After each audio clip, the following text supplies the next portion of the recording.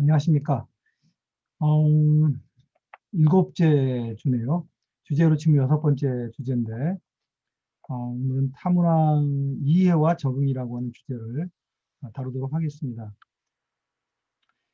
선교학에서 제일 흥미진진한 영역이 바로 이 문화라고 할 수 있는데, 이제 하나님께서 온 열방을 창조하시고 그들이 이제 타락한 상태에서 이들을 회복하는, 그래서 우리가 복음을 들고 그 문화적 경계를 넘어서 새로운 문화 속에 복음을 전하는, 그래서 모든 열방이 주님께 예배하게 하는, 이제 그것이 이제 우리 선교의 어떤 큰 그림인데, 그 그림이 이루어지려면 이 문화를 넘어가는 것은 뭐 피할 수 없는 일이죠. 그래서 이 문화에 대한 것을 우리가 반드시 선교학에서 다루게 되는데,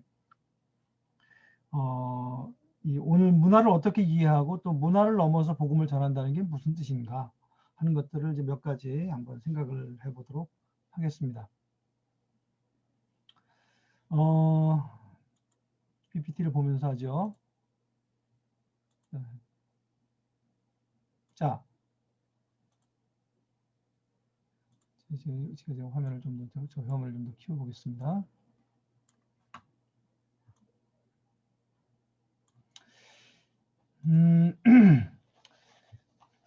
우리 지상명령이라고 우리가 마태복음 28장에 있는 말씀을 보면은, 이제 모든 민족으로 가서 복음을, 제자를 삼으라, 이게 이제 지상명령이잖아요. 그러니까 모든 민족, 그 말은 그 민족과 민족을 나누는 것이 이제 문화적 경계라고 할 수 있는데, 그러니까 문화를 넘어서 다른 문화 속 타문화로 가서 복음을 전해라, 제자를 삼아라, 이 말씀이 이제 지상명령이라고 할 수 있죠. 또 사도행전 1장 8절 말씀도 보면은 오직 성령이 너희에게 임하시면 너희가 권능을 받고 예루살렘과 온 유대와 사마리아와 땅 끝까지 이르러 내 증인이 되리라, 이렇게 말씀했잖아요. 여기도 보면은 예루살렘, 온 유대, 사마리아, 땅 끝, 이것이 이제 뭐 물론 이제 지리적 경계이기도 하지만은 선교학적으로 보면 이게 문화적 경계로 봐야 된다. 그래서 이 문화를 넘어서 이 증인으로서 우리가 복음을 증거하는 일들이 땅 끝까지 퍼져가야 된다라는 것을 이제 이야기하고 있습니다. 그래서 이제 문화를 넘어서 복음을 전파한다고 할 때에 같은 문화권 내에 있을 때는 경험할 수 없었던 그런 새로운 경험, 새로운 도전들을 만나게 됩니다. 그것이 이제 그것을 다루고 그 문제, 그 극복하는 대안을 찾는 것이 이제 선교학이다, 이렇게 이제 우리가 말하죠. 뭐 신약 성경에 보면은 이제 문화를 넘어가는 사례들이 많습니다. 자, 이제 제일 우리가 쉽게 이제 생각해 볼 수 있는 게 마태복음부터 요한복음까지 4개의 복음서가 있잖아요. 그 복음서는 이제 예수 그리스도의 삶과 사역을 다루는 그 스토리들을 담은 책이잖아요. 근데 주로 이제 그 역사적 사료를 보면 당대에 예수님 시대에 예수님이 썼던 언어는 아람어예요. 물론 이제 뭐 히브리어도 썼겠지만 주로 이제 일상생활에 사용하던 언어가, 대중들의 언어가 아람어였는데, 이 복음서의 기록은 헬라어로 기록되어 있습니다. 그러니까 이제 예수님은 아람어로 사람들을 가르치셨는데 그 예수님 가르친 내용을 성경으로 기록할 때는 헬라어로 기록했단 말이에요. 제자들이, 사도들이. 그러면 같은 내용이야 같은 내용이지만 그 안에 이미 번역이라고 하는 과정을 거친 거잖아요. 자, 이제 이것이 이제 첫 번째, 문화를 넘어가는 하나의, 우리가 이제 이 복음을 항상 문화를 넘어가야 된다고 하는 좋은 모델을 보여준 게 뭐냐면 이 복음서의 기록 자체예요. 아람어로 예수님이 가르치셨지만 당대에 이 성경을 읽는 대부분 사람들은 헬라어를 사용하는 사람들이었기 때문에 그 번역을 해서 헬라어로 그것이 번역이 되어서 기록이 되어서 이 사복음서가 퍼졌고, 지금도 우리는 이제 복음서의 원본은 헬라어로 알고 있잖아요. 그러니까 이제 그 안에 번역 과정이 있었다는 것을 보여주는 겁니다. 자, 오순절 사건도 우리 제가 이미 말씀했지만 그 번역이라고 하는 문화를 넘어가야 한다는, 그렇게 해서 넘어가기 위해서는 번역의 과정이 반드시 있어야 한다는 것을 보여준 거죠.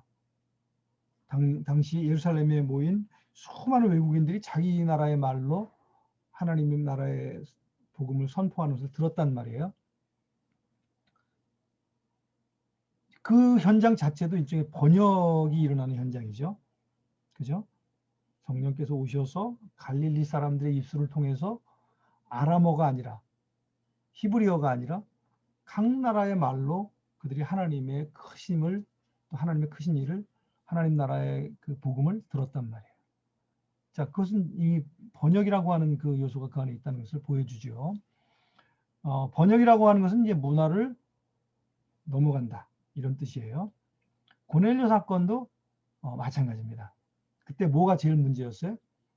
유대인들의 문화, 유대 문화에서는 그 음식을 먹지 못하는 음식들이 있었잖아요.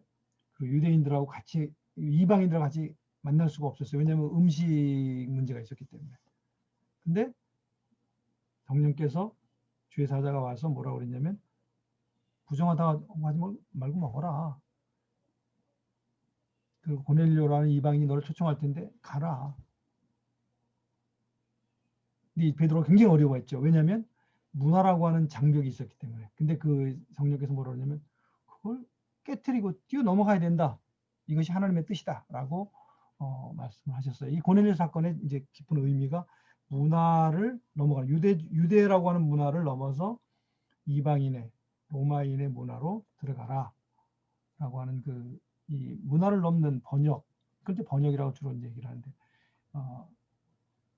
이 번역 과정을 보여줍니다.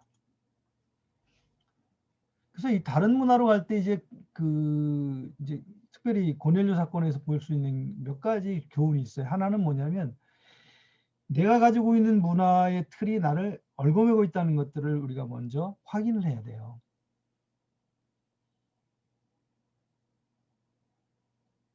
그래서 나도 모르는 사이에 내 문화적인 틀이 있거든요. 베드로는 유대 율법이라고 하는 틀이 있었잖아요. 근데 이방인들은 그 율법이 없어요.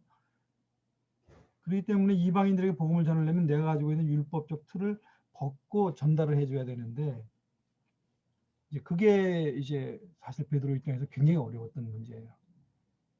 한국 선교사님들이 복음 전하러 갔을 때, 제가 제 경험인데요. 태국에 가서 이제 복음을 전할 때 한국 교회라고 하는 이 문화적 전통이 굉장히 그 두껍다는 걸 제가 이제 경험한 한 가지 사례가 있었는데, 뭐 이제 긴 얘기인데 짧게 얘기를 하면, 저희 이제 그 선교사들이 가면, 태국에 가면 1년 동안 또는 2년 동안 태국어를 공부해요. 그리고 이제 정부에서 시행하는 초등학교 졸업 시험을 봐야 돼요. 그걸 붙어야지만 선교사들이 이제 그 종교를 태국에서 가르칠 수가 있는데, 보통 이제 제가 가기 전에는 1년에 2번 있었습니다. 봄에 있고 12월 달 겨울에 있고, 3월인가 4월에 한 번 있고 12월인가 이렇게 2번 있었거든요. 근데 이제 제가 이제 언어 공부를 마치고 시험 봐야 되는 그때에 그 IMF가 터졌어요. 1997년에 IMF 터졌잖아요. 그래서 IMF가 터진 거예요. 그러면서 정부가 봄에 보고 12월에 보던 거를 봄을 없애버렸어요. 그래서 제가 봄에 봤어야 되는데 봄 시험을 없애버렸어요. 그러니까 이제 12월까지 1년을 기다렸죠. 그래서 12월 달에 이제 시험을 봐야 돼요. 아니면 이제 그때부터 1년에 한 번밖에 안 봤기 때문에 1년을 기다린 상태에서 또 1년을 기다려야 돼요. 사역이 그만큼 늦어지는 거죠. 근데 문제는 이제 보통 이제 태국어 시험을 토요일 날 치렀는데, 그 해에는 이제 토요일 날 임금님 생일이었던가 그랬을 거예요. 그래서 그 12월 첫 주였는데 일요일 날 시험을 보게 된 거예요. 보통은 그러지 않았어요. 토요일 날 했는데 그 해만 이제 일요일 날 시험을 치르게 됐는데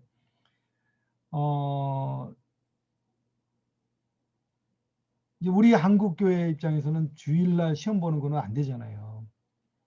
그렇게 가르치고 있잖아요. 뭐 성경에 뭐 주일 날 시험 보면 안 된다는 건 없지만 주일 성수라고 하는 개념 속에 이제 그게 우리가 들어가 있는데 이제 한국 선교사들 그때 한 2, 30명 됐겠죠. 다 문제 붙이신 거예요. 1년을 시험을 기다렸죠. 시험 못 보면 또 1년을 기다려서 사역이 거의 2년이 지체가 되는 그런 상황이 벌어지게 되는데 시험을 봐야 되냐 말아야 되냐. 받겠어요? 안 받겠어요? 한국 선교사들. 못 봤죠. 한국 교회의 그런 그 전통을 생각하면. 저도 못 봤어요. 근데 서양 선교사들은 봤을까요? 필리핀 선교사들 봤을까요? 다 봤어요. 그분들 입장에서는 사역이 1년이 더 늦어져야 되는데 주일날 주님을 위해서 시험을 보는 건데 못 볼 이유가 뭐가 있냐 이렇게 된 거예요. 그래서 이제 한국 사람을 제외한 모든 선교사들은 다 시험 봤어요.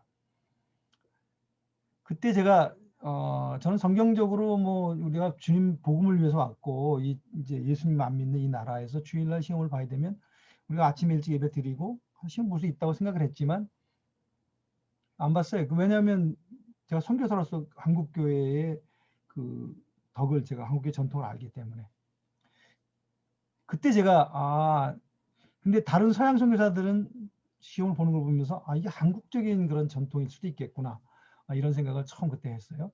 그래서 이제 다른 문화에 갔을 때 내 기독교의 성경적인 내 확신 중에는 한국 교회라고 하는 문화가 상당히 들어가 있구나 하는 것을 이제 느끼게 되고 이것이 굉장히 내가 지켜야 할 좋은 전통이지만 또 어떤 상황에서는 이게 한국적인 것이 될 수도 있겠구나 하는 그런 생각을 하게 됐습니다. 뭐 제가 자세한 설명을 하기 어렵지만 이제 베드로가 그런 상황이었어요. 율법을 지키는 것은 굉장히 중요한 거잖아요. 하나님의 계명이었으니까. 근데 이방인들에게 복음을 전할 때 내가 가지고 있는 이것이 저들에게는 적용될 수 없다는 것을 고민하게 하는 그런 상황들을 접한 거죠. 그러면서 이제 성령께서 그걸 내려놔라. 그래서 이방인들에게 가서 이제 교제를 하게 된 건데요. 다른 문화에 가면 이제 이런 문제가 부딪히고 두 번째는 이제 태국 문화를 우리가 고민해야 되겠죠. 저 같은 경우는 그 이방 문화 사람들이 어떻게 이해를 하는가. 뭐 예를 들면 태국 같은 경우는 이제 불교를 믿기 때문에 윤회를 믿잖아요. 윤회를 벗어나는 게 그 사람들은 구원이에요. 다시 태어나지 않는 게. 그래서 해탈의 경지에 들어가는 게 구원인데 우리가 가서 부활의 복음을 전한단 말이에요. 다시 태어난다. 우리는 다시 생명을 얻는다. 불교적인 입장에서 그 소리를 들으면 그게 기쁜 소식일까요? 이 윤회의 틀을 벗어나서 해탈하는 것을 늘 꿈꾸는 사람에게 가서 당신 다시 거듭나 다시 태어날 수 있습니다. 부활의 생명이 당신에게 소망이 있습니다. 이렇게 하면 이해가 안 될 수 있잖아요. 그러니까 그 사람들의 문화 속에서 이 말이 어떻게 들릴 것인가를 생각하고 부활의 복음이 진짜 기쁨이 되려면 어떤 식으로 설명을 해야 되는지 하는 것을 고민해야 되겠죠. 그래서 저는 이제 그 복음을 전할 새로운 문화를 공부하는 것이 굉장히 중요하고요. 세 번째 단계에서는 이제 제가 얘기했죠. 이 부활의 복음이라고 하는 기쁜 소식을 이 부활을 피하기 위해서 다시 태어나는 걸 피하기 위해서 해탈을 몸부림치는 이 사람들이 가서 이 부활의 기쁜 소식이 되게 하려면 어떻게 해야 되는가? 그게 이제 그런 고민하는 게 선교학이라고 볼 수 있어요. 성경적 관점에서 이 소식을 기쁜 소식을 어떻게 이 사람들에게 맞게 전할 것인가? 이제 그런 거를 이제 성교학적 용어는 상황화라고 하는데 어쨌든 그 복음을 상황화하는 그런 도전에 부딪히고 그래서 이제 이 복음이 그들에게 기쁜 소식이 되고 또 하나님의 나라의 그 복음이 이들의 삶을 변화시키고 서서히 문화를 변화시키는 뭐 그런 이제까지 가르게 하는 이것이 이제 타문화 복음의 이제 타문화에서 복음을 전하는 선교의 과정이라고 할 수 있는데 이 모든 그 단계를 넘어갈 때마다 문화라고 하는 것이 굉장히 중요한 이슈가 됩니다. 자, 그러면 이제 문화가 뭐냐는 것을 조금 더 이해하기 쉽게 제가 몇 가지 설명을 좀 드리려고 그래요. 제가 앞에 제 사례도 얘기했지만, 의외로 우리는 우리의 독특한 문화가 마치 모든 곳에서 다 진리인 것 같은 그런 착각을 가지고 살거든요. 근데 다른 문화에 갈 때 그것들이 부딪혀지면서, 이 사람들은 전혀 다른 생각을 가지고 살고 있네. 그럼 내 생각이 정말 하나님 보시기에 옳은 거야? 이걸 생각하게 되는 그런 그 상황들이 있다는 거예요. 그래서 이제 타문화 사역을 하려면 제일 먼저 이 문화의 이제 벽을 넘어야 되는데, 그때 제일 먼저 우리가 기억해야 될 게 뭐냐면은, 나는 세상을 내가 가지고 있는 문화가 옳다고 하는 그런 신념 가운데 세상을 해석하고 있다. 그 안에 오류가 있을 수 있죠. 그것을 이제 우리가 명심해야 된다는 거예요. 자, 이 그림은 굉장히 유명한 그림입니다. 이게 사실 포스트 모던 세계관이 시작되게 하는 그 전형적인 그 대표적인 사례 중에 하나인데, 비트겐슈타인이라고 하는 유명한 철학자가 이제 이 포스트 모던이라고 하는, 오늘날 우리 이제 뭐 대부분의 사람들이 가지고 있는 세계관, 포스트 모던 세계관을 시작하게 하는 대표적인 철학자 중에 한 사람이 비트겐슈타인인데, 이 사람이 이제 우리가 이 문화에 의해서 얼마나 편견을 가지고 있는가 하는 것을 보여주는 하나의 그 사례로서 이 그림을 보여줬어요. 자, 여러분 이 그림 보시면 이 그림이 뭘로 보이세요?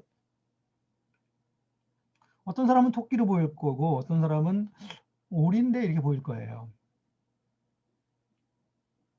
뭐 두 가지 다 보일 수도 있지만, 이제 처음에 올 때는 둘 중에 하나로 보일 거예요. 맨 처음에 봤을 때, 이건 토끼인데, 어떤 사람은, 이건 오리인데, 이렇게. 근데 얘기하다 보면, 어떤 사람은 오리로 보고, 어떤 사람은 토끼로 보고, 이제 두 가지를 다 같이 해서 보면, 이렇게 보면 오리고, 이렇게 보면 토끼구나, 라고 이제 볼 수 있게 되겠죠. 이것이 이제 유명한 덕 레빗이라고 하는 그 오리 토끼라고 하는 그 그림이에요. 이 단순한 그림이 뭘 얘기하는 걸까요? 이 그림을 통해서 이제 비트겐슈타인은 이런 질문을 해요.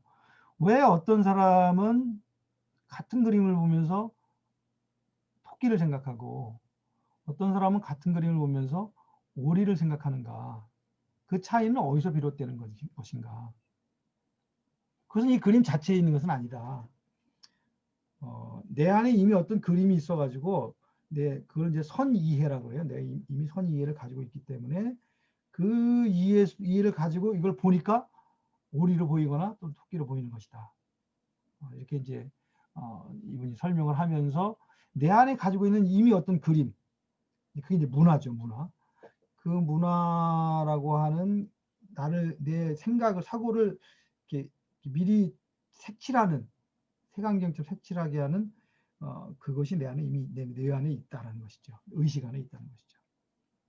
마치 이런 거예요. 내가 빨간색 선글라스를 쓰고 보면 다 빨갛게 보이잖아요. 파란색 선글라스를 보면 다 파랗게 보이잖아요.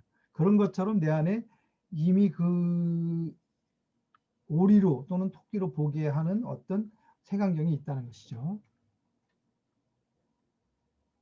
어렵나요? 자, 이 그림도 똑같은 거죠. 어떤 사람은 딱 보는 순간, 이건 어떤 남자가 뭐죠? 이게 색스폰을 불고 있네. 근데 어떤 사람이 무슨 소리야?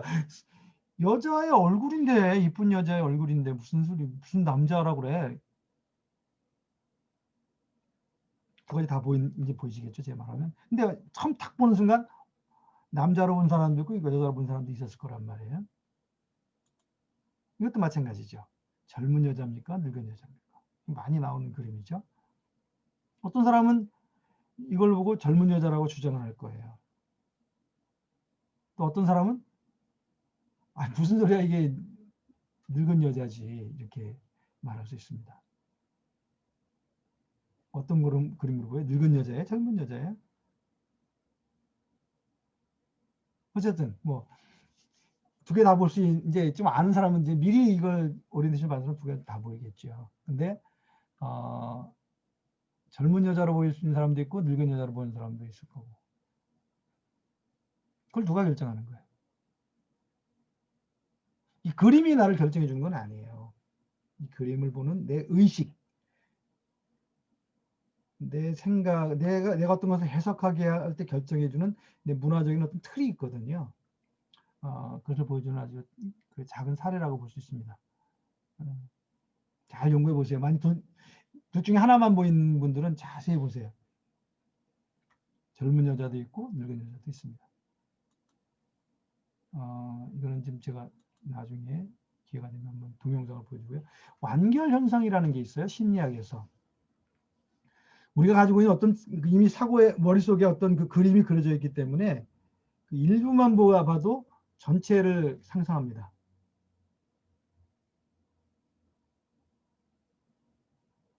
그런 게 뭐가 있을까요? 일부만 봐도 전체를 상상할 수 있는 거. 만약에 어떤 사람이 공중 화장실 나오면서 휴지를 들고, 두루마리 휴지는 더 좋겠죠. 두루마리 들고 그 어떤 남자가 화장실에서 급하게 뛰어나왔다. 또는 두루마리를 들고 급하게 화장실 들어간다. 그러면 우리는 상상할 수 있잖아요. 아, 저분이 대변이 급한가 보구나. 근데 그 사람이 나는 대변이 급해요. 또는 실제로 그 사람이 들어가서 딴 일을 할 수도 있는 건데, 코를 풀 수도 있고, 뭐, 어디 묻은 걸 닦아낼 수도 있는데, 우리 딱 순간, 보는 순간 결정하잖아요. 보지 않은 부분까지 다 미리 상상을 하거든요. 그걸 완결현상이라고 그래요. 그게 많아요, 우리는. 근데 다른 문화에 가서는 그 완결현상이 틀려요. 한국에서는 그게 맞는데, 대부분 우리가 경험한 것이 반복이 되니까, 다른 문화에 가면은 우리가 생각하는 것이 틀릴 때가 있습니다. 뒤에 가면 또 얘기할 텐데, 예를 들면은 태국에서 귤을 살 때는 깨끗한 귤을 안 사요. 그러니까 우리는 이제 과일 가게 가면 귤이 쭉 모여 있으면 사람들이 깨끗하고 맨질맨질하고 그런 걸 고를 거라고 생각하잖아요. 태국에서는 지저분하고 시커멓고 노란 거보다는 좀 초록색이 나는 귤을 고릅니다. 우리 생각하고 틀려요. 왜 우리 생각하고 틀릴까요? 우리나라에서는 귤이 이제 겉이 깨끗해도 이제 청결 상태를 중요시하니까, 그리고 안에 그 청결 상태에 의해서 안에 것이 결정이 안 돼, 별로. 이제 더운 나라가 아니니까. 근데 태국은 워낙 더운 나라니까 이게 이제 겉이 노랗고 깨끗한 그 귤은 열어보면 안에 물기가 거의 없어요. 그 단물이 없어요, 별로. 다 날아가는 거예요. 너무 더우니까. 그러니까 겉이 지저분하고 노란 거보다는 좀 약간 푸르스름한 초록기가 나는, 그게 이제 안에 즙이 많거든요. 그래서 이제 그게 이제 완결 현상이 틀려지는 거예요. 우리는 당연히 귤 사러 가게를 가요. 그러면 주인이 깨끗하고 잘 닦여지는 통통한 걸 주잖아요. 노란색으로. 태국에서는 반대. 그러니까 그런 게 이제 완결 현상이 깨지는 현상이 나타나요. 우리는 한국에서는 모든 사람이 다 깨끗한 귤, 이렇게 노란 귤 이렇게 찾지만 다르단 말이에요. 이런 것이 이제 완결 현상이라고 그러는데, 자, 완결 현상을 볼 수 있는, 우리 안에 완결 현상이라고 하는 현상이 있다는 것을 볼 수 있는 그 몇 가지 사례를 보여드릴게요. 여기 보면 도끼, 톱, 나무, 벤치가 있어요. 자, 여러분 같으면 연관성이 없는 한 가지 뽑으라면 뭘 뽑겠어요? 이게 근데 문화마다 달라요. 한국 사람들은 아마 벤치를 뽑을 것 같아요. 이제 교육 수준이 높기 때문에. 그래서 이 사물을 볼 때 어떤 그 유형의 틀로, 종류로 보는 거죠. 그래서 도끼, 톱, 나무는 다 나무와 관계가 된 거잖아요. 그죠?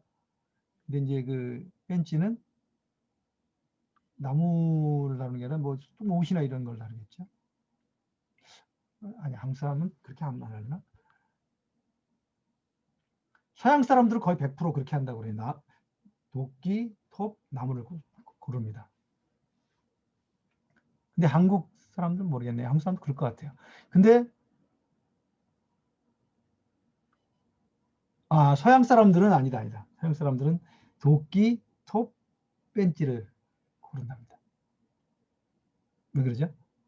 다 도구자. 도구라고 하는 그 개념 안에 들어가잖아요. 나무는 도구가 아니잖아요.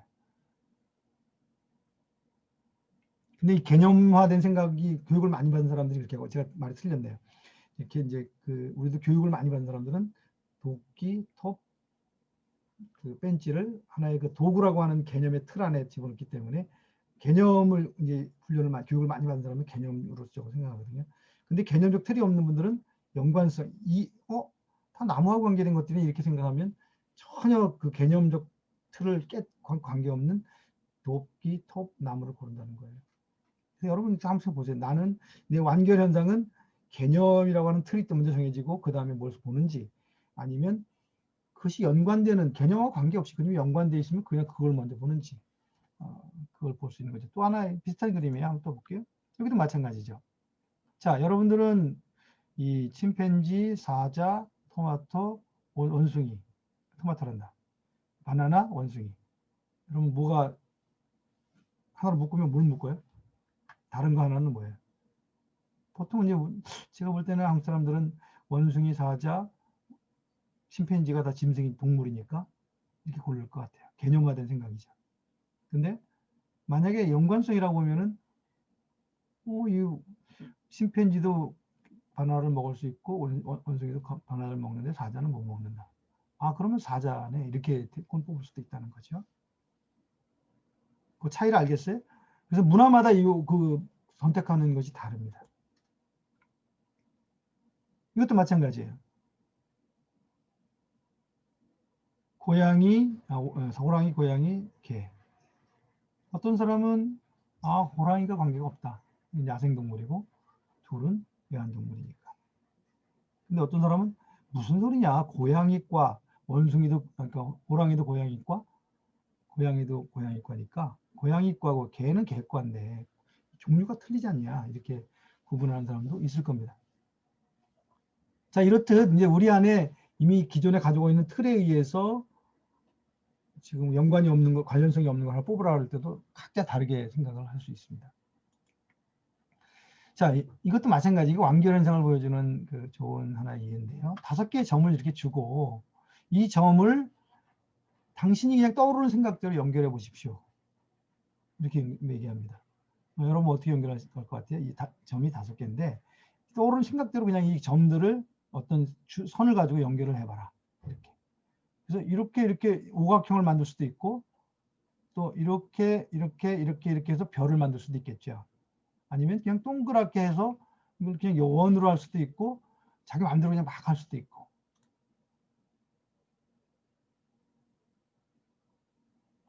근데 이게 문화마다 다 달라요. 이게 실험을 해보니까. 이 문화인력자들이 각 다른 문화에서 해보니까 이 5개, 이 별이라고 하는 것은 별을 본 문화에서는 이렇게 하지만, 뭐, 아프리카 이런 데서는 그냥 이렇게 막 연결하기도 하고. 그래서 이게 이제 다 가지고 있는 소위 자기가 가진 문화적인 틀에 의해서 다르게 연결한다는 것입니다. 신기하죠? 문화가 그렇다는 거예요. 문화의 영향력이. 자, 이 완결 현상을 보여주는 문화가 우리의 해석을 지배하는 또 다른 하나의 좋은 사례인데요. 어느 선교사가 아프리카의 오지에 갔습니다.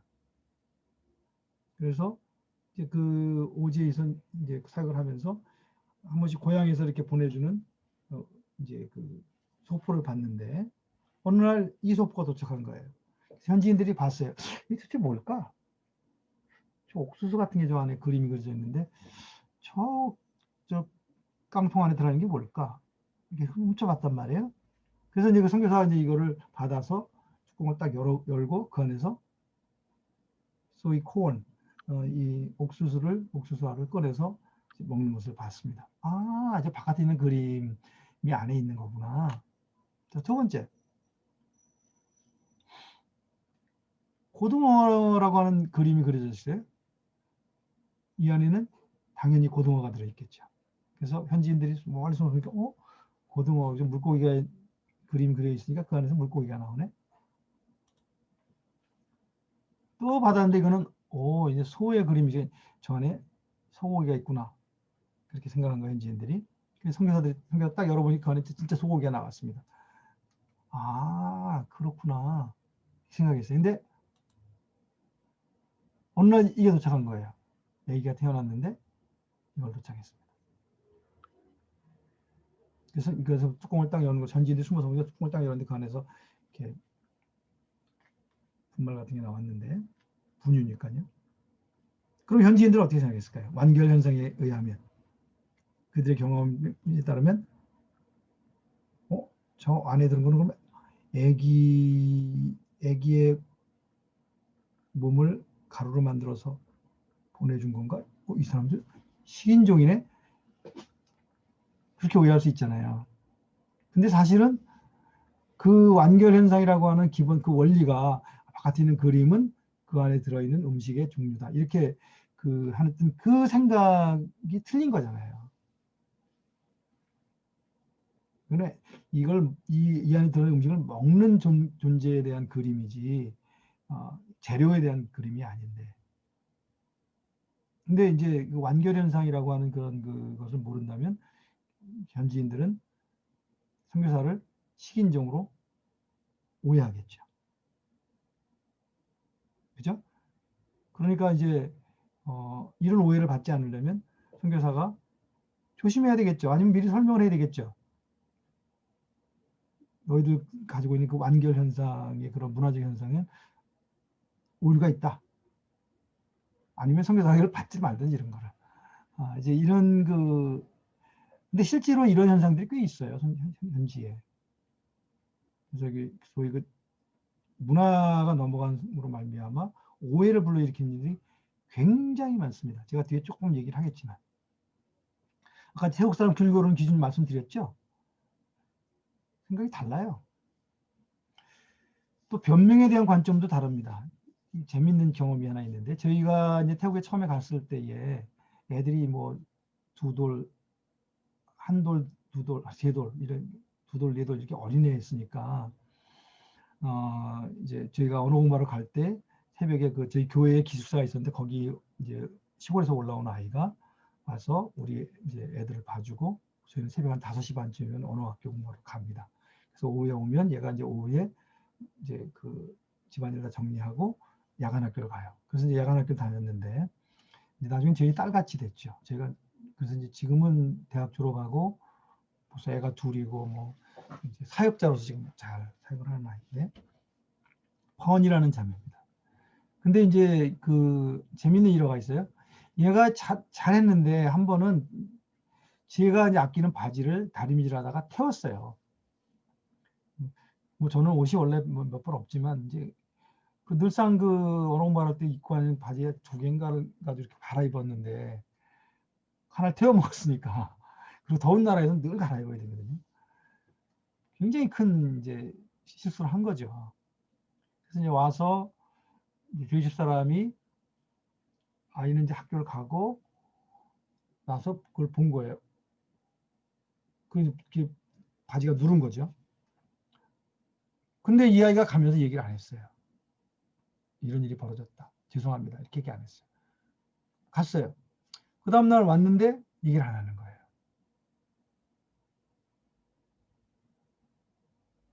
저희 집사람이 저한테, 야, 우리 펀을 정말 딸같이 생각하고 정말 귀한 아이로 우리가 생각을 하고 가족같이 생각했는데, 얘가 그렇지 않은가 보다. 왜냐하면 거짓말을 하는 거잖아요. 태웠는데 얘기도 안 하고 아닌 척하고 아닌 것처럼. 그러면서 이제 우리 집사람이 우리가 애를 잘못 본 것 같다. 그렇게 얘기를 했어요. 저도 이제 약간 오해를 했습니다. 근데 그것을 애한테 따지기 전에 선배 선교사님하고 얘기를 했어요. 이런 일이 있었는데 제가 펀에 대해 실망했다. 그랬더니 그 선배 선교사님이 뭐라 그러시냐면, 이제 그 아이가 몽족이었어요. 소수 민족 중에 몽족이었는데, 몽족 문화에 대한 설명을 해주더라고요. 몽족은 특별히 이제 태국의 소수 민족이 그런데 태국 문화 자체도 그렇고 아래에서 일하는 사람들이 자기 실수했을 때 미리 찾아와서 그것을 설명하는 것은 변명하는 것으로 보고 굉장히 그 윗사람이 화를 내게 된다는 거예요. 그래서 윗사람이 물어볼 때까지 기다린대요. 그래서 물어보면 그때 자기가 설명을 하는 걸로. 미리 하면은 이제 그 이렇게 뭐라 그럴까요? 변명한다 그래야 되나? 그거를 하여튼 그것을 잘못한다고 인정하지 않는 그런 태도로 그걸 본다는 겁니다. 그래서 이제 저희가 이제 아이를 불러서 이런 일이 있었냐? 이렇게 그때 설명을 하더라고요. 그리고 이제 잘 넘어갔어요. 그리고 이제 그때도 그 이후에도 계속 제가 딸처럼 그 아이와 함께 지냈는데 이것처럼 이제 그 변명에 대한 설명에 대한 그 문화적 관점이 다른 거죠. 근데 우리가 오해를 한 거잖아요. 걔가 나쁜 아이라고. 이제 뭐 그런 것도 있고요. 뭐 예를 들면 가슴 치는 행위, 이게 누가복음 18장에 그 세리가 하나님 앞에 기도하러 올라가서 성경에서 가슴을 치잖아요. 나는 죄인이라고. 자기의 그 죄에 대한 애통함을 표현한 그 행동인데 이 서부 아프리카에서는 이제 이 가슴을 친다는 행위는 난 대단한 존재다. 가슴을 막 이렇게 치면 내가 대단한 존재다. 뭐 이제 오랑우탄처럼 고릴라처럼. 근데 성경에 만약에 세리가 성전에 올라가서 하나님 앞에서 가슴을 쳤다 그러면 전혀 다르게 해석할 거 아니겠어요. 가슴을 치는 그 기사를 읽으면서 이 친구는 하나님 앞에서 굉장히 잘난 척을 하네 이렇게 볼 수 있잖아요. 굉장히 자기를 애통하면서 자기를 낮추는 행동이었는데 그래서 이제 뭐 만약에 이 지역에서 그 정말 그 세리가 회개하는 그런 행위로서 가슴을 치는 것을 번역한다면 차라리 머리를 쳤다라고 이렇게 번역을 하는 게 맞지 않겠느냐 모르겠어요. 이제 여기 이제 성경 번역에 대한 중요한 그 쟁점이 나옵니다. 그 사람이 문화에 맞게 번역을 하냐 아니면 원래 원문대로 해야 되냐. 문화를 넘어갈 때 나오는 현상이죠. 그 다음에 목자, 시편의 23편 1절에 보면 여호와는 나의 목자시니. 근데 인도 그 텔루구어에서 목자 그런 개념은 술주정뱅이라고 하는 의미가 있답니다. 아주 그 뭐랄까 무책임하고 허랑방탕하고. 근데 우리 성경에서의 목자라는 개념은 뭐 예수님도 목자시지만 돌보는 자, 사랑하는 자, 또 나를 위해 희생하는 자 이런 개념이잖아요. 그러니까 이 목자로 번역했을 때 그 현지 그 텔루구어를 사용하는 사람이 번역할 때는 전혀 다르게 해석을 하겠죠. 그래서 이제 이런 그 문화가 다를 때 다르게 해석될 수 있는 가능성이 있다는 걸 알고 복음도 설명하고 성경도 번역을 할 때 고려가 돼야 되는데 그렇다고 해서 너무 그걸 고려하면 이제 또 다른 의미에서 성경이 왜곡이 되니까 그래서 어떻게 우리가 해야 되는가 하는 고민을 하게 됩니다. 그래서 문화를 넘어갈 때 상당히 많은 성경학적인 주제들이 나타나게 되는 것입니다. 뭐 성경에서는 뭐 대표적인 게 아마 그 모세가 보낸 12 정탐꾼 같은 걸 봤는데 같은 기간에 같은 장소에서 같은 걸 봤는데 보고는 전혀 다르게 나타났죠. 그 사람들은 문화가 다른 사람도 아니에요. 같은 민족, 같은 사람들인데 이 같은 문화에서도 이 사고방식이 다를 수 있다는 거예요. 관점이 다를 수 있다는 겁니다. 뭐 우리나라 요즘 굉장히 큰 이슈죠. 이 정치적으로 우파냐 좌파냐 뭐 같은 내용을 보고 전혀 다르게 해석하고 그거 가지고 흥분하고 싸우잖아요. 그러니까 꼭 문화를 넘어간다는 게 다른 언어를 쓰는 것만 의미하는 것은 아니지만 어쨌든 간에 이제 이 문화를 같은 언어권 안에서도 문화가 다를 수 있다. 그걸 보여주는 대표적인 방식이고요. 근데 이 문화가 달라서 오해를 할 때 아까 제가 얘기했죠. 가슴을 치는 행위가 잘난 척하는 것이 될 수도 있고 통회하는 그 행동이 될 수도 있는데 하나님의 일반적인 소통의 방식은 수용자 중심이라고 해서 우리가 듣는 사람이 이해할 수 있는 형태로 설명해 주신다는 거예요. 이 원칙이라고 한다면 이제 그 번역을 할 때 가슴을 친다고 하지 않고 머리를 친다고 이렇게 번역을 할 수도 있겠고요. 아니면 최소한 우리가 그 사람들이 그렇게 오해한다는 걸 알기 때문에 가슴을 친다고 있는 그대로 번역을 하고 밑줄을 치고 밑에다가 이것은 유대 문화에서는 자기를 후회하는 자기 자신을 슬퍼하는 행동이라고 설명을 달아내야 되겠죠. 그게 이제 수용자를 배려하는 번역이라고 할 수 있죠. 네가 뭐 어떻게 해석하든지 가슴을 친다고 딱 번역해놓고 그냥 읽어봐. 이렇게 하면은 저희 반대로 해석할 거 아니에요, 상대방을. 그래서 이제 그런 것들이 굉장히 많다. 뭐 예를 들면 여기 사도행전 11장에 보면은 이방인의 안디옥이 이방인들로 이루어진 교회가 세워졌는데 이방인들은 메시아란 말이 무슨 말인지 몰라요. 이건 철저히 유대적 개념이니까. 그러니까 이게 예수님에 대해서 설명할 때 예수님을 메시아로서의 예수님을 설명하지 않고 curious. 그래서 이제 그때 당시 그 신에게 신을 나의 주님하고 부를 때는 그 단어가 curious인데 그거를 사용해서 예수님을 설명했어요. 그게 사도행전 11장 20절에 나와요. 여러 가지 논란이 있을 수 있겠죠.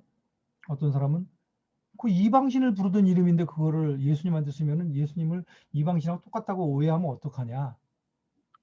이런 설명이 있을 수 있고 어떤 설명은 이 사람들 메시아가 뭔지도 몰라. 메시아 예수 그러면 아무 의미가 없어. 우리가 믿는 그 신이라고 하는 개념이 있는 그 큐리오스라는 단어로 예수님을 설명할 때 예수님이 신적인 분이라고 하는 것을 이해할 수 있기 때문에 사람들이 이해할 수 있는 언어로 써야 되는 거 아니야? 이렇게 이제 다른 의견이 있을 수 있죠. 그죠? 문화를 넘어갈 때 이제 그런 부분이 있을 수 있고. 그래서 이제 선교사들이 이제 가서 다른 나라에 사역할 때 보통 저희는 2년 정도, 1년은 100%다 언어하고 문화 배우는 데만 쓰고 그 다음에는 50%는 언어와 문화 배우고 50%는 사역을 하고 그렇게 이제 규정이 돼 있어요. 가자마자 사역 못하게 합니다. 왜냐하면 이런 그 언어와 문화의 차이를 이해하지 못하고 나는 열심히 했는데 상대방은 다르게 이해할 수 있잖아요. 그래서 그 시간을 배우는 그 시간을 꼭 갖도록 합니다. 이제 어떤 선교사들은 와가지고 뭐 그냥 빠르게 일하는 선교사가 있는데 처음에는 뭐 하는 것 같지만 사실 나중에 보면 그런 분들은 사역 제대로 못하거든요. 이제 언어와 문화를 철저히 배워야 되고 또 현지인들과 깊이 마음을 나누는 대화를 늘 해야 돼요. 그렇지 않으면 오해합니다. 애매하거든요. 또 저 같은 경우는 이슬람을 믿는 사람들, 무슬림 가운데 사역을 했잖아요. 그 사람들처럼 우리가 하면서 복음을 전해야 된다. 예를 들면 한 달 동안 라마단이라고 해가지고 금식하는 기간이 있는데 그때 우리도 금식해야 되는 거 아닌가? 그러면서 이들에게 예수님을 전해야 되는 거 아닌가? 아니면 이거는 이슬람 종교 행위니까 하면 안 된다. 사람마다 달라요. 저는 하여튼 그 기간에는 금식을 같이 했습니다. 그러면서 사람들에서 계속 기도하고 그렇게 했는데 이제 그걸 굉장히 어렵게 생각하는 분도 있고요. 옷차림도 더운 나라지만 뭐 이슬람들은 이게 롱 슬리브 있거든요. 긴 소매. 그럼 우리가 그렇게 입어야 되냐? 또 용어도 이슬람 사람들은 이제 아브라함 그럴 때는 아브라함 그러면 못 알아들어요. 이브라힘 아랍어식 발음이 있거든요. 그다음에 요셉, 유수프 이렇게 불러요. 또 모세 그러면 무사, 예수님은 이사. 마치 그런 것 같아요. 우리 영어로 하면 우리가 Jesus, 우리는 예수 이런 그런 차이처럼 또 원래 히브리어는 예수와 같은 예수님에 대한 이름이지만 이제 그 문화에 따라 언어에 따라 이제 표현이 좀 달라지잖아요. 그런 것처럼 이사는 아랍어식 표현이 예수님에 대한 아랍어식 표현인데 그 아랍어식 표현을 저희들이 써요. 근데 이거에 대해서도 그 코란에 나오는 용어로 우리가 굳이 해야 되나? 아랍어를 굳이 써야 돼? 우리 그냥 기독교적인 영어식으로 하면 되지 않나? 이렇게 이제 말할 수 있는데 뭐 이런 것이 이제 그 사람들이 듣게 이해하기 좋게 하는 것이 어떻게 하는 것이 맞는가라는 이제 이 문화를 넘어갈 때 그 사람들이 어떻게 듣느냐 하는 것을 잘 이해하고 내가 전한 메시지 그대로 들을 수 있도록 배려해서 그 메시지를 전하는 것이 필요합니다. 인사 때도 다양하죠. 그러니까 반갑고 반감을 표현하는 인사인데 그 사람들 방식대로 해야 되잖아요. 예를 들면은 우리나라에 가서 서양식 사람들이 뽀뽀를 팍 한다고 생각해 보세요. 반갑다고. 얼마나 놀라겠어요. 한국 기독교인들이. 그 사람이 고린도 전서나 후서 뒤에 봐라. 거룩한 입맞춤으로 서로 모난하라고 그랬는데 내가 성경대로 했는데 뭐가 잘못이지? 이렇게 말할 수 있지만 한국 사람이 만약에 서양 선교사가 와서 한국 그 여자들한테 입맞춤 뽁 하면서 반가워 이렇게 하면 우리는 저거 굉장히 그 퇴폐적인 인간이 왔네 이렇게 생각하지 않겠어요? 그 문화라는 것은 굉장히 중요합니다.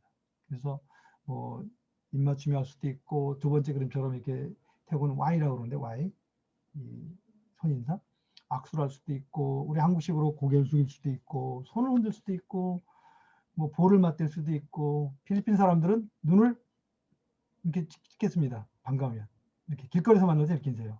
이렇게 입을 이렇게 하든지 뭐 그렇게 인사합니다.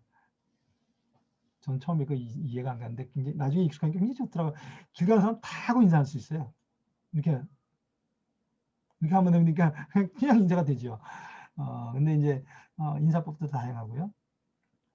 같은 인사법 안에서도 굉장히 다양하죠. 여기는 for elders, 굉장히 그 스님들한테 할 때는 이렇게 합니다. 아주 높은 분들한테 할 때. 친구하고 할 때는 그냥 여기 입술 정도? 코 밑에?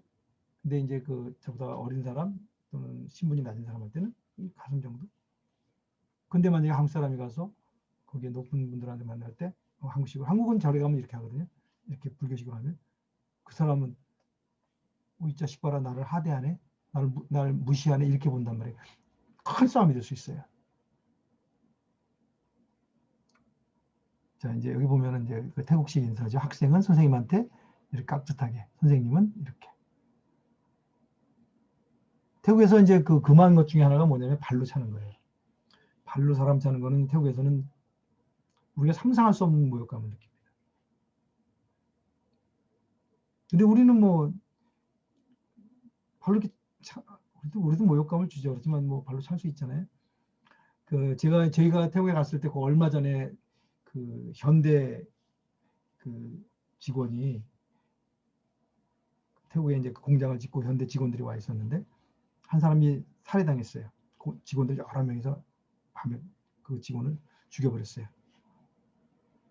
내가 발단이 뭐냐면은 낮에 이제 이분이 관리인이었는데 한국분이 그 일하는 시간에 태국 사람 하나가 저 구석에서 자고 있더래요.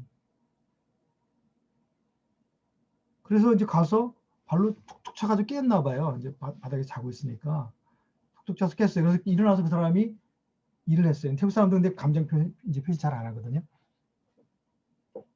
그래가지고 그거를 본 사람도 있고 여러 사람들하고 얘기를 했어요. 그러니까 이제 그 사람들이 물론 평상시에 이 한국 사람이 잘 못했겠죠. 잘했다면은 아마 뭐 누가 설명을 했거나 그렇게까지는 안 했을 텐데 이 사람들이 그냥 집단으로 가서 죽여버려가지고 호수에 던졌는데 이제 그 시체가 떠서 나중에 알고 보니까 발로 찼기 때문에 문화적인 느낌이 다른 거예요. 그 사람은 살인까지 합니다. 그래서 이제 뭐 이런 그 문화적 차이는 이제 우리가 꼭 알아야죠. 네. 문화마다 편안하게 느끼는 거리도 달라요. 우리는 이 정도가 거리가 좋은데 저 스페인 라틴어권에 가면요 요거의 반 정도 거리에 있습니다. 서양 사람들이 이거보다 멀어요. 근데 이제 멀리 있으면 우리는 어떻게 느껴져요? 우리가 편안한 거리가 있는데 그보다 멀리 있어서 안다고 막 얘기하려고 그래요. 내가 다 가면 자기 편안한 거리로 가요. 그렇게 하면은 어떻게 느껴요? 아, 저 사람 날 싫어하는구나 이렇게 느끼지 않겠어요? 그죠? 그러니까 자기들마다 편안한 거리가 있는 거예요. 근데 서양 사람들은 굉장히 우리보다 먼 거리가 편안한 거리거든요. 그 사람들이 느끼는 편안한 거리가 달라요. 라틴 사람은 굉장히 가까워요. 우리가 편안한 거리보단 절반 거리거든요. 그럼 우리는 불편해요. 사람들이 바로 코앞에 와서 막 얘기를 하면은. 그러면 다시 뒤로 가죠. 우리는 한 1m, 1.5m 정도 될 것 같은데 편안한 거리가. 그러면 다시 그 편안한 거리 뒤로 물러나죠. 우리가 나도 모르게 물러나요. 그래서 이제 그 편안한 거리도 달라요. 근데 그 내가 편안한 거리 유지했는데 다른 문화에서 상대방은 이 사람 날 싫어하네? 또는 이 사람이 나한테 좀 너무 불편하게 나를 다가오네? 이렇게 느낀단 말이에요. 이런 부분들이 문화적으로 다 다릅니다. 근데 이제 우리 다른 문화 속에 들어서 이제 복음을 전하려면 아까 제가 얘기했죠. 언어가 제일 먼저고요. 그다음에 그 사람들의 문화를 잘 보고 1년, 2년 관찰해도 잘 몰라요. 어떤 때 10년이 지나서도 모를 때가 있어요. 그러니까 계속 관찰하고 물어보고, 그래서 공부하는 것은 한계가 있고요. 그 사람들 속에 들어가서 그 많은 시간 함께 지내야 돼요. 그러면서 물어봐야 돼요. 계속. 너 이렇게 했는데 왜 이렇게 했니? 뭐 이런 물어본 거. 이제 이게 여기 재밌는 얘기가 많은데 제가 다 쓰긴 그렇고요. 뭐 끄랭짜이 문화라고 그래요. 태국 문화는. 근데 이제 끄랭짜이는 상대방을 불편하게 하는 말을 안 하는 문화예요. 우리도 약간 그런 게 있지만 우리보다 심해요. 그래서 제가 아는 그 서양 선교사님 한 분이 저한테 그러더라고요. 태국 사람들에게 그 설교할 때는 그 사람들이 웃으면 꼭 왜 웃는지 물어봐라. 그렇게 이제 조언을 했어요. 그러면서 자기 이제 경험을 얘기했는데, 태국말은 이제 시작할 때 형제자매 여러분 이런 말을 해요. 피넝탕라 이런 말을 해가지고 해요. 말 습관이죠. 레이디언 젠틀맨 이렇게 이제 그 서양식 말처럼 그렇게 그걸 한단 말이에요. 저는 태국말로 이 말을 잘 안 썼는데 어쨌든 피넝탕라이라는 말 쓰고 이제 말을 한단 말이에요. 근데 이 발음을 잘못하면은 피넝 하면은 형제자매 이런 뜻이거든요. 그러니까 아니면 피는 형이고 넝은 동생이에요. 그러니까 형과 동생 여러분, 이렇게 형제자매 이름 여러분 이런 뜻이에요. 우리 식으로 하면 탕라이는 이제 여러분 이런 뜻이니까. 근데 이제 비 하면은 이제 귀신이 돼요. 넝 하면은 고름이에요. 근데 이 선교사님이 잘못 배워가지고 자기들 말투대로 비농 하니까 비농 해야 되는데 비농 이렇게 된 거예요. 그러면 형제 자매 여러분 해야 될 거를 이, 이 귀신과 고름덩어리들아 이렇게 이제 얘기가 된 거죠. 막 웃겠죠 가는 데마다. 근데 아무도 자기들 웃으면서 얘기를 안 해줬대요. 물론 이 사람들이 이해했겠죠. 자주 듣는 사람은 저분이 원래 저렇게 얘기하니까 형제자매라는 말을 저렇게 하는 거야. 이렇게 알아들었겠지만 모르는 사람들은 막 웃는 거예요. 2년 동안 아무도 와서 얘기를 안 해줬대요. 그러면서 이제 이 성사님은 이제 굉장히 나쁜 태국 사람 나쁜 사람들이라고 이제 저한테 얘기했어요. 이제 웃으면서. 근데 이제 그게 문화예요. 상대방이 불편해하는, 당황하게 하는 말을 안 하거든요. 당신이 틀렸어 이렇게 말 안 해요. 그러니까 어떻게 해야 돼요? 웃으면 물어봐야죠. 내가 피렁탕 라이 할 때 너 웃었는데 왜 웃은 거야? 그러면 그 사람이 얘기해 주죠. 정말 아짠이라는데 아짠은 피렁탕 라이로 했는지 모르지만 우리가 들을 때는 비농이야. 피렁탕 라이로 들었어요. 우리 보고 귀신 고름덩어리라고 말씀하셨거든요. 그러면 이제 고치면 되잖아요. 그러니까 안 해요. 계속 물어봐야 됩니다. 이제 저희는 이거는 괜찮은데 어떤 선교사님들은 이제 모슬림 사역하러 왔는데 음식을 할랄이라고 하는 이슬람 음식을 안 하고 그냥 일반 음식을 먹거든요. 돼지고기는 안 먹죠. 돼지고기는 안 먹으니까. 근데 이 사람들은 그 율법이 더 심해요. 돼지고기가 묻었던 그릇으로 먹는 것도 안 돼요. 그러니까 그 집에 돼지고기가 조금이라도 들어왔던 순간이 있으면 그 집에서는 안 먹어요. 그릇에 묻었다고 생각하니까. 그럼 어떻게 해야 돼요? 내가 무슨 너 친구가 되고 우리 집 사람을 초청하려면 일반 음식을 먹으면 절대로 안 되죠. 그 사람들이 안전하다고 생각하는 할랄. 그러니까 소나 닭고기도 자기네들 식으로 그 잡는 방법이 있어요. 피를 다 빼가지고 이렇게. 피를 먹으면 안 된다고 생각하거든요. 이 사람들은. 근데 그걸 할랄 음식이라고 그러는데 이게 우리나라에서 논란이 되죠. 그 사람들 그 우상에 바쳤던 제물과 같은 거 아니야? 그렇게 볼 수도 있고요. 저는 뭐 할랄 음식을 뭐 이제 그 사람들도 유일신 알라를 섬기는 사람들이라 뭐 우상 숭배다 생각은 안 하는데 어쨌든 간에 이걸 먹느냐 안 먹느냐 논란이 많습니다. 근데 이제 저는 또 제가 같이 사역했던 우리 선교사님들은 모슬림들과 친구가 되기 위해서는 우리가 할랄을 먹어야 된다. 그래서 집에서도 이제 가능하면 돼지고기는 안 먹고요. 소고기도 가능하면 이슬람 사람들이 소고기는 거의 안 먹죠. 뭐 닭고기죠, 주로. 이슬람 사람들이 파는 가능한 닭고기를 사다가 먹죠. 근데 이제 어쨌든 간에 이런 게 이제 그 사람들의 문화를 모르면 왜 우리 집에 안 오지? 우리 집에 오지도 않고 우리 집에 와서 먹지도 않고 못 먹으니까 오질 않아요. 그냥 우리 집에 오질 않아요. 무슬림들이. 그러니까 이제 할랄을 안 먹고 돼지고기를 먹는 것 같으면 안 와요. 그래서 예를 들면 이제 그런 것들이라든지 뭐 라면 하나 먹어도 뭐 그 뭐라 그러죠? 조미료라고 그러나요? 그런 걸 할 때도 이 사람들은 다 봐요. 뭐라 그러죠? 구성 성분이 뭔지. 왜냐하면 돼지고기 성분이 들어갔을까 봐. 그런 것들이 그렇게 철저한데 우리가 그런 걸 무시하고 하면은 그 사람들하고 친구가 될 수가 없고 그 사람에게 복음을 전할 수 있는 기회가 없는 거죠. 이럴 때 이제 우리가 어떻게 할 거냐. 그래서 여기 이제 마태복음 7장에 보면은 다른 사람의 그걸 보지 말고 네 눈에 들보를 봐라. 내 안에 혹시 내가 나도 모르게 빠져 있는 내 오류가 있다면은 그런 부분들을 벗어야 된다. 그걸 이제 자문화 우월주의라고 그래요. 아니, 내 문화는 다 오라. 내가 하는 거 다 지켜야 돼. 내가 왜 니네 걸 따라해? 뭐 이렇게 이제 하게 되면 선교사는 아니죠, 그 사람은. 그럼 자기네 나라에서 해야죠.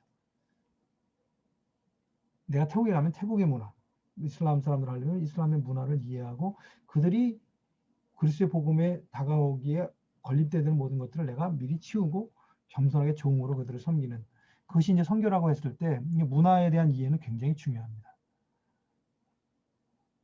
하나의 사례가 있어요. 오늘 사례를 굉장히 얘기 많이 하는데 숟가락을 사용하는 게 깨끗합니까? 손을 사용하는 게 깨끗합니까? 밥을 먹을 때. 아마 여러분들 분명히 숟가락이 깨끗하죠. 어떻게 이 더러운 손에 벌게 다 묻었을 텐데 이 손으로 먹는 음식을 어떻게 먹어요? 숟가락이 더 깨끗하지요. 이렇게 말할 수 있어요. 그죠?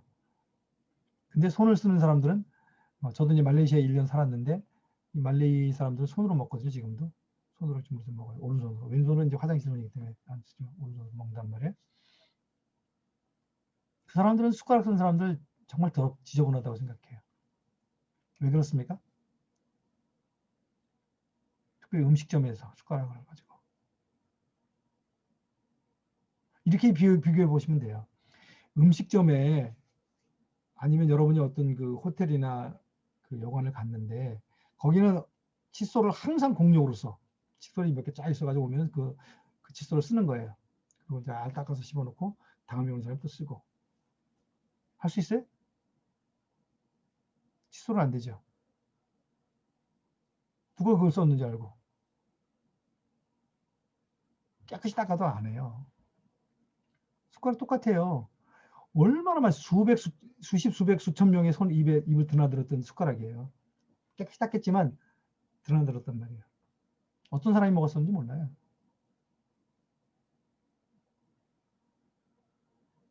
칫솔은 안 되고 숟가락은 되고 다 문화적인 거예요. 손으로 먹는 사람들은 숟가락 먹는 사람들은 정말 이해 못해요. 누구 수백 명 다른 사람들 입에 수천 명 집에 들락했던 그 숟가락인데 저거를 아무런 생각 없이 먹냐? 이렇게 생각한단 말이에요. 문화적 개념이 이렇게 무섭습니다. 이건 좀 제가 넘어가고요. 일부 다처제가 죄악인가 문화인가? 한 사람이 부인을 여섯 갖는 건 우리는 안 되죠. 성경은 일부 일처제를 지지하니까. 그래서 아프리카에 갔을 때 이제 지금도 많은 지역에서는 일부 다처제인데 우리나라도 초기에 왔을 때 첩을 둔 그런 집들이 많았잖아요. 그래서 이 부인이 열어진 집은 선교사들은 하나만 남기고 나머지 다 보내라, 다 이혼해라. 그렇게 가르쳤단 말이에요. 그러면 질문이 생기잖아요. 이혼의 죄가 더 큰 거예요? 부인을 여러 데리고 사는 게 더 큰 죄예요? 둘 다 죄죠. 경중을 어떻게 따져요? 그리고 이제 아프리카의 그 남성 중심적인 사회에서 여자들을 이혼시켰을 때 그 사람들이 매춘을 받아서 많이 했단 말이에요. 그럼 매춘을 하게 사람을 내버리는 게 옳은 거예요? 아니면 일부 다처제를 하면 안 되니까 일부 일처제로 다 그 사람들 버리는 게 옳은 거예요? 생각보다 쉽지 않아요. 쉽지 않습니다. 그리고 성경도 보면은 또 아브라함도 부인 여럿이었고 다윗은 말할 것도 없고 모세도 뭐 그죠? 모세도 그 다른 부인 얻으려고 했을 때 그 미리암하고 또 갈등이 생겼고 그때 하나님이 모세 편 들어주셨잖아요. 뭐 예를 들면 이런 그 성경에 있는 다양한 상황을 다시 들어보면 굉장히 생각보다 성경 해석이 쉽지 않습니다. 우리 지금 오늘날의 한국 상에서야 뭐 일부 일처제에 대해서 일부 다처제가 죄다. 이거는 우리가 안 된다라고 하는 것을 반대하는 사람은 없겠지만 문화에 따라서는 쉽지 않은 그런 질문들이 따라오게 됩니다. 뭐 예를 들면 뭐 간단한 거 기도할 때 눈 뜨고 기도하는 건 어때요? 저희 우리 애들한테는 꼭 눈을 감고 기도하라고 그랬어요. 근데 저는 이슬람식으로 기도를 많이 했어요. 기도할 때 눈 뜨고 하늘을 우러러보고 기도 많이 합니다. 혼자서 기도할 때. 이상한 거예요? 예수님은 눈 뜨고 하늘을 우러러 기도한 적이 없으셨어요?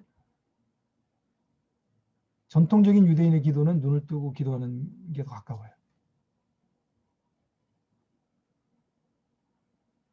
근데 우리는 상상 못 하잖아요. 눈을 뜨고 이게 집중이 안 되는데.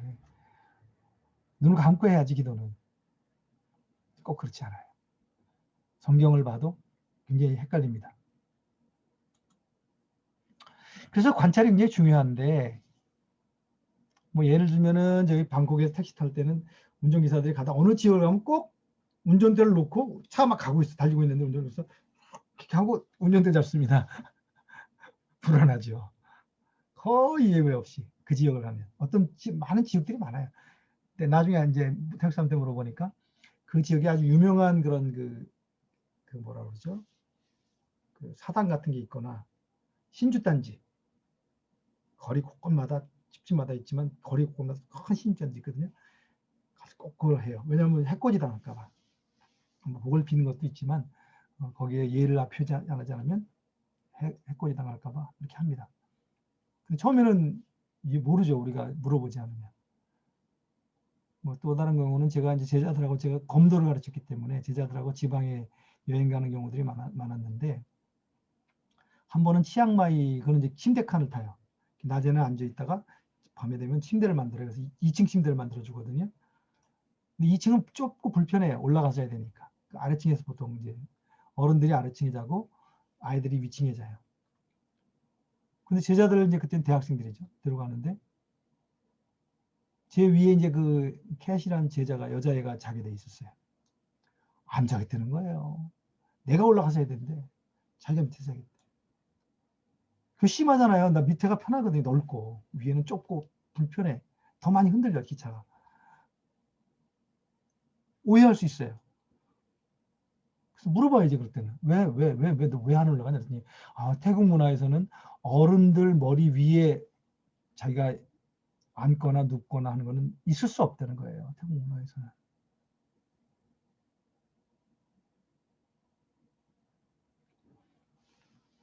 그래서 제가 올라가서 잤어요. 제자가 밑에서 자고. 그러니까 이제 문화적인 게 그런 거죠. 이해는 되죠. 우리도 어렴풋이 어른들 위에 이렇게 내가 있다? 좀 불편할 수 있는데 지금 우리는 그렇지는 않죠. 지금 우리 한국 문화에서. 미국에서 어떤 할머니가 그 자기 손주를 꼬추를 이렇게 만지고 꼬추 가지고 이렇게 놀리고 했는데 옆집에서 보고 미국 사람이 성추행이라 가지고 고소를 해서 오래전 얘기지만 굉장히 큰 그 이슈가 된 적이 있었죠. 그래서 한국 출신 선 변호사가 한국 문화를 설명하고 뭐 이렇게 했다고 하는데 요즘은 이제 우리가 그 문제가 없는데 옛날에는 우리 한국 문화에서는 많이 그랬잖아요. 뭐 예를 들면 이런 거라든지 뭐 그런 게 많습니다. 문화 충격을 겪게 되죠. 우리가 이걸 배워가는 과정에 굉장히 스트레스도 받고 문화 충격을 갖는데 이것이 필요합니다. 이 과정, 이 고통스러운 과정이 지나가야지 점점점 내부인이 되고 그래서 내부인으로서의 복음을 전달할 수 있게 되고. 그래서 제가 지난번 얘기했죠. 에믹, 에틱. 그래서 에믹의 관점, 우리가 에틱의 관점을 갖고 들어가게 되는데 에믹의 관점을 습득해가는 과정을 이제 그 문화 작품이다 이렇게 볼 수 있어요. 컬처샥은 이렇게 처음에는 굉장히 좋다가 점점점 가서 한 1년, 2년, 3년 아주 밑바닥을 칩니다. 이때 막 우울증도 오고 막 그래요. 그러다 서서히 벗어납니다. 이 과정을 다 대부분 다 겪습니다. 이게 문화의 과정이고요. 아이고,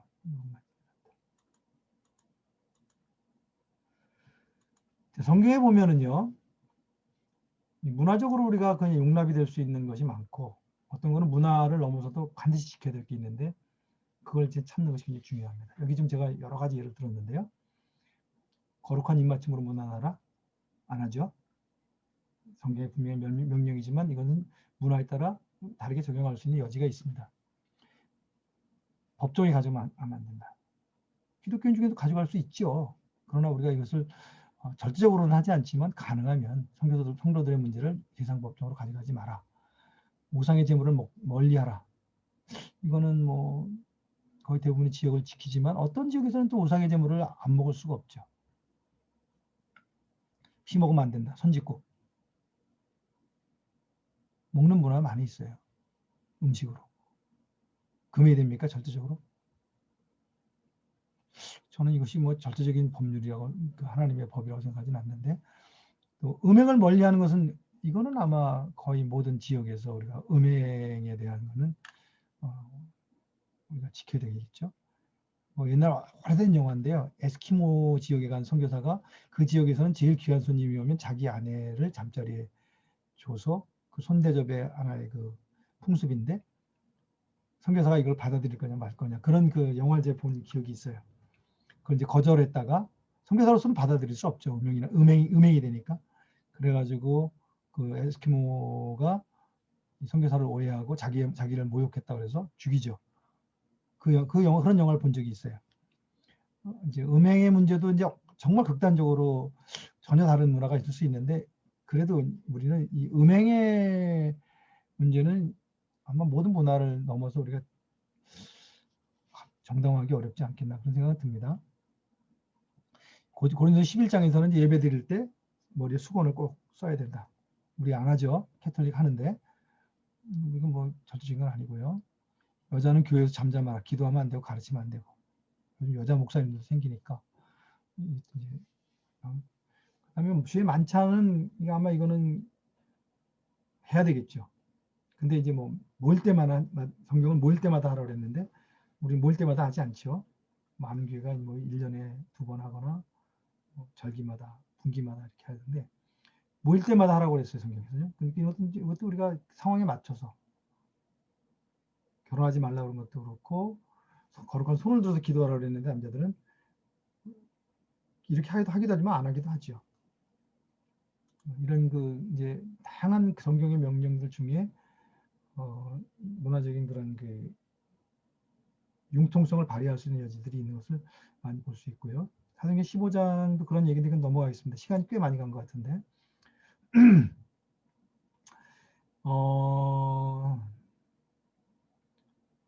그래서 이 문화의 더 밑바닥에는 이제 세계관이라는 것이 있는데 이건 좀 복잡한 얘기니까 제가 넘어갈게요. 그래서 우리가 이제 복음을 전할 때 행위적인 차원에서 그 사람들 이해하는 것도 필요하고요. 아까 변명을 할 거냐 말 거냐 뭐 그런 거 있잖아요. 내가 이 집에 가서 음식을 먹을 거냐 안 먹을 거냐 뭐 이런 그런 건 행위적인 거죠. 그냥 가치적인 게 또 있어요. 그 다음에 이제 세계관이 들어갑니다. 저 밑바닥에. 그래서 이 세계관까지 변화되는 그런 복음 증거가 필요하다 하는 것이 이제 오늘 이 문화를 바라보는 관점인데 이건 좀 더 복잡한 얘기니까 나중에 기회가 되면 또 우리가 같이 공부를 하고요. 사도행전에서 우리가 그 베드로가 10장에서 나타난 거 보면 그 바뀌죠. 생각이. 유대인들하고 같이 절대로 식사하거나 교제하면 안 되는데 성령께서 그 뛰어넘어야 된다고 했을 때 베드로가 순종을 하고 가서 고넬료에게 전도를 하고 같이 교제를 하잖아요. 그런 그 과정들이 있었다는 거. 그래서 이 변화를 시킬 수 있는 도구는 뭐 선교지에 가서는 선교사의 삶이 그래서 중요해요. 그 사람들을 이해하는 그런 행동과 또 나가서 모든 사람이 보편적으로 볼 때 그의 어떤 선한 삶, 경건한 삶, 또 정갈한 단정한 삶, 뭐 이런 것들. 그 다음에 이제 말씀의 능력이 중요하고 성령의 능력, 또 하나님의 일하심 이런 것들을 통해서 그 문화를 넘어서 복음을 전달될 뿐만 아니라 그 전달된 복음이 그 문화를 변화시킨 데까지 가야 된다. 바울의 선교 원칙은 그래서 여기 바울이 이제 고린도전서 9장에 보면은 내가 모든 사람에게서 자유로우나 스스로 모든 사람이 종이 된 것은 더 많은 사람을 얻고자 합니다. 여기 보면 이제 바울은 복음 안에서 자유인이에요. 원래도 자유인이고 자기는 종이 아니었고 그렇지만 내가 너희들에게 복음을 전하기 위해서 너희들 상황의 종이 되겠다. 나는 그 문화의 그런 틀에 얽매이는 나는 거부할 수 있어. 그렇지만 내가 너희들에게 복음을 전해야 되기 때문에, 너희들 사랑하기 때문에 기꺼이 너희 문화 속에 내가 들어가서 그 문화가 가지고 있는 굴레, 거기에 내가 기꺼이 나를 복종시켜서 종으로서 너희들을 하겠다. 왜냐하면 너희 입장에서 내가 이 복음을 전해서 너희들이 이 그리스도의 자유 가운데 나오게 하기 위해서. 그래서 이제 이 문화라고 하는 것은 그런 이 바울에게 있어서는 자기를 포기하는, 자기를 희생하는 그런 하나의 과정이다. 그런 영역이다라고 고백을 했고요. 22절도 마찬가지죠. 약한 자들에게서 여기에 내가 약한 자와 같이 된 것은 약한 자들을 얻고자 하며 내가 여러 사람에게 여러 모습이 된 것은 아무쪼록 몇 사람이라도 구원을 하고 싶어서 그런 것이다. 정말 저들이 주님을 알고 주님께 나아가게 하기 위해서, 그들이 하나님의 말씀을 오해하지 않게 하기 위해서 그들의 문화를 배우고 내가 그들의 그 문화적인 그런 굴레 속에 들어가서 그들의 자리에 서서 그들의 복음을 전하는. 근데 가만히 생각하면 이게 누구에서 시작된 거죠? 예수님의 성육신이잖아요. 예수님이 우리 인간을 사랑하셔서 인간을 하나님께 인도해 가기 위해서 예수님이 취하신 방법이 뭐예요? 말구 위에 인간으로 태어나서 인간으로 30년 동안 유대인으로 자라고 인간의 문화를 배우고 그러고 나서 비로소 복음을 전했잖아요. 선교사도 그렇습니다. 이 한 10년은 걸리는 것 같아요. 대충 그 사람들 속에서 내가 그래도 가르치는 자리에 가려면 그 문화적인 것을 넘는 시간이 굉장히 오래 걸립니다. 자, 뭐 이런 것처럼 이 문화는 굉장히 제가 여러 가지 예를 들었는데요. 문화를 이해하는 것은 시간도 걸리고 또 관찰하는 것도 필요하고 성령님의 도우심도 필요하고 나를 복종시키는 것도 필요합니다. 그 과정을 겪었을 때에 우리가 비로소 문화를 넘어서 복음을 전할 수 있다. 근데 이 과정은 굉장한 축복이에요. 여러분, 인생이 굉장히 풍요로워집니다. 문화를 여러 개 넘어가면요. 선교사들이 받는 축복 중에 하나가 이 세상에 대한 하나님 주신 이 세상의 풍요함을 난 다른 사람보다 몇 배 더 누린다? 뭐 이렇게 볼 수 있게 음식도 훨씬 맛있는 음식, 다양한 음식을 먹게 되고요. 사람들에 대한 이해심도 넓어지고요.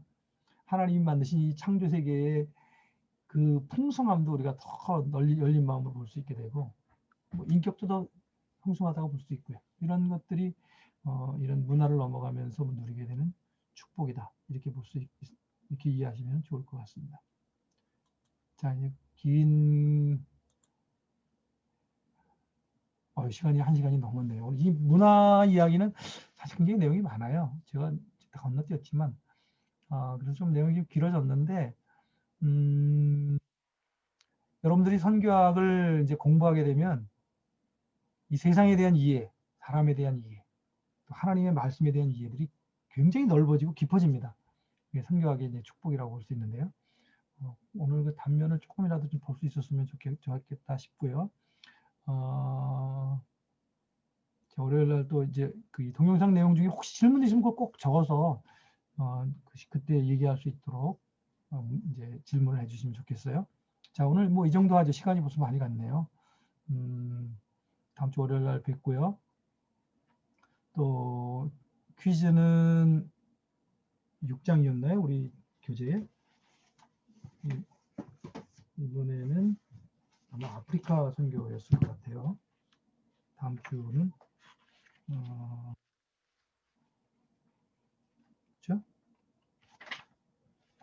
그렇죠? 6장의 아프리카 맞네요.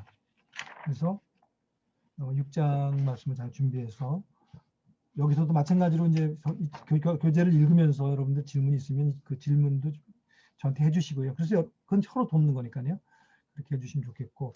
자, 다음 주는 우리가 유원상 학생이 이제 최초로 발표인데, 잘 준비해서 발표했으면 좋겠는데, 지금 영상이 안 돼서 어떨지 모르겠어요.